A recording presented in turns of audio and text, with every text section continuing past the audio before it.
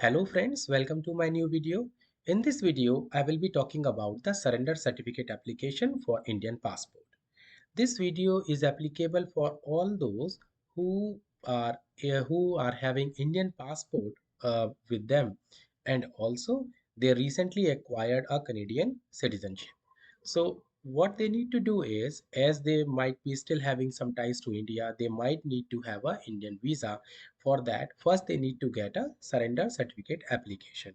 Indian visa could be of any kind. It could be you are looking for a OCI, you are looking for a e-visa. For anything, you need to have first surrender certificate application, which signifies that you have returned your Indian passport, renounced your Indian citizenship, and now you are applying for Indian visa as a Canadian citizen. So the BLS staff who processes your application, they are most of the time very thorough, or I can say picky in their work. So you need to be prepared fully in all the documents, all the forms before you actually go to submit your application. Wait times are very long, appointments are hardly available. So it is important you complete the entire process in one go. So this checklist becomes very important when you apply for your surrender certificate application. I will go over this application checklist, which will explain all the documents you need and what you can add as a replacement if you don't have a particular document available. So to start with, the first document is checklist. So you need to submit a printout of this checklist itself, where you need to tick all the uh, uh, rows in this column, which says to be verified by the applicants, that you have verified this particular document is available, and then the counter official will verify again and tick this list. This again, number B is online application form. So for surrender application, you need to submit an online application which is available at Passport of India Embassy website, that you need to fill up, take a printout of that form. After printout of that form, you need to sign at the every page of that form. I will create another video to explain how to fill up that form and how you can download and sign that one. The third important thing is Indian passport, original and copy, last held. This is very important step.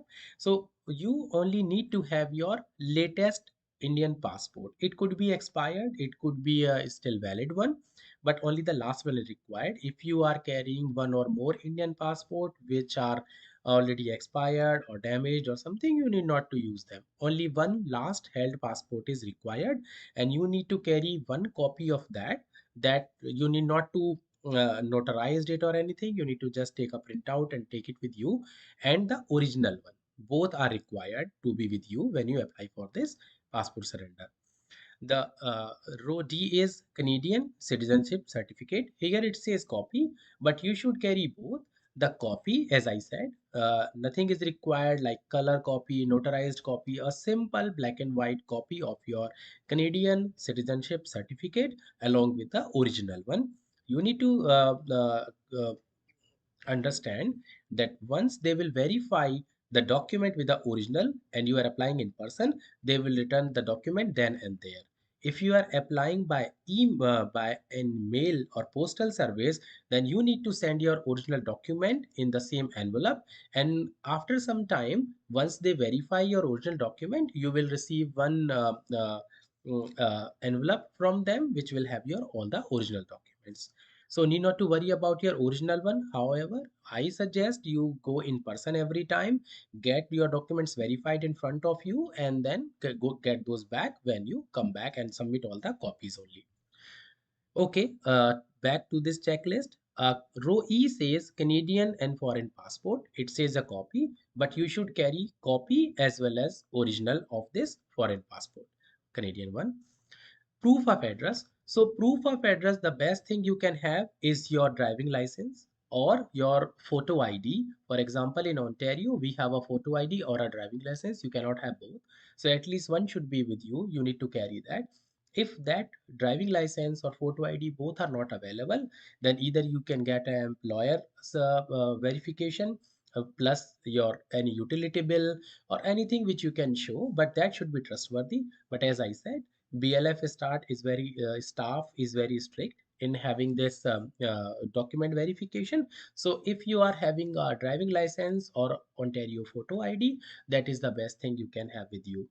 If you are having any troubles getting any of these document or anything, then you should resort to the other documents, as I said, any utility bill, your employer's certification for your address, or anything else.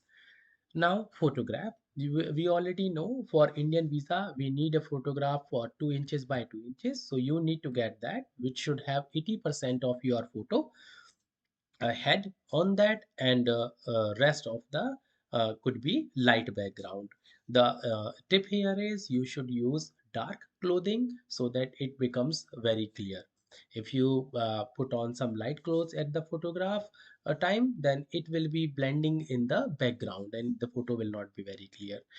So then fees for passport surrender, the good thing is you should carry your debit card or a draft, and they will accept debit card and draft nicely. So this is one thing you can do, which is the best to do is to carry your debit card, and they will deduct all the fees then and there. So the normal fee here is around 125 Canadian dollars, which you can pay on the spot.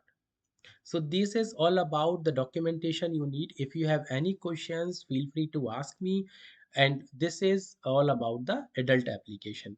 Now, let me tell you about the minor application. So if you have a child who is not having any document, for example, the child will be having online application form, checklist, Indian passport for sure, Canadian passport, citizenship certificate, or birth certificate, and proof of address is not required for the kid. So instead of that, the proof of address for the parents would be used. So if you and your spouse both need to submit the driving license or photo ID proof showing your current address, this is required.